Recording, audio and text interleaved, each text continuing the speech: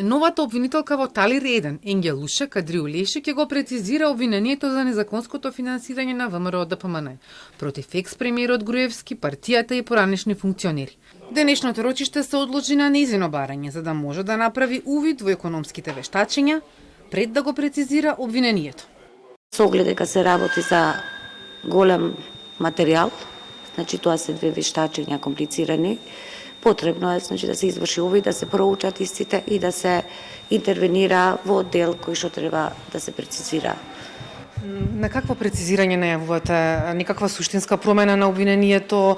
Тоа ќе се утврди од кога ќе се изврши увид во вештачењата, ќе се добие конкретна слика на тоа што конкретно све треба да се прецизира. Меѓутоа прецизирањата нема да бидат од големо значење. Обвинителката ги бараше вештачењата во електронска форма, а одбраната се понуди да ги даде. Вештачењата се предадени во судот како доказ, меѓутоа јас ги немам во електронска форма за да извршам увид во истите. Може би ги има и во копија, меѓутоа се работи за голем материјал и копии кои што останале кај нас во ЈОГОК.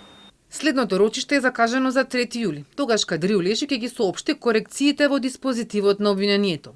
Таа доаѓа на местото на Ленча Ристоска која си поднесе оставка.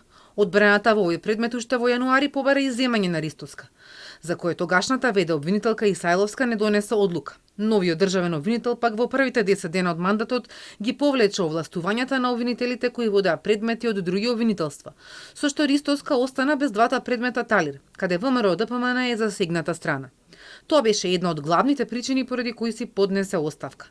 На почетокот на годината застаре злоупотребата на службена положба за екс-премиерот Груевски и екс-генералниот секретар Божиновски, а судењето против сите обвинети во Талир 1 продолжи за делото перење пари, кое застарува за 9 години.